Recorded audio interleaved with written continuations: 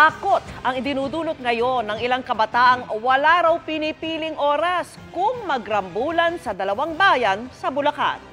Armado pa ng patalim at sagwan ang ilang sangkot sa video na isinumite sa Facebook page na 24 Oras. At nang hanapin ko sila kanina, nakatiempo na naman ako ng panibagong bardagulan. Tunghayan sa aking eksklusibong pagtutok.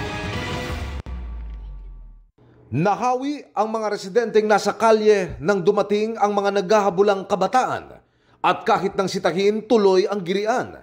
Sa ilalim ng poste kung saan may nakakabit na CCTV camera, nagkaharap ang dalawa sa mga nag-aaway. Parang shooting sa pelikula. May hawak na butcher's knife ang isa sa kanila at tatagain niya ang kanyang kaaway na bumagsak sa bahang kalsada.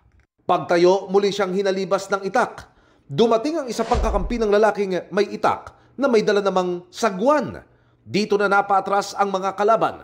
Pero isa lang pala ito sa umunoy halos gabi-gabing rumble sa barangay San Isidro 2, Paumbong, Bulacan. Batay sa sumbong ng ilang residente sa Facebook page ng 24 Oras. At ang promotor daw ng gulo, mga menor de edad. Sila yung nasa CCTV video na may mga hawak ng butcher's knife at sagwan at itinuturong leader ng grupong kung tawagay 11. Katwiran po nila, minor de edad sila, hindi sila kayang ipakulong. Sa kalapit na Hagonoy kung saan sumibol ang pangkat, patong-patong na ang hinaharap nilang reklamo. Inaabangan nila yung mga estudyante, pinagtitripan.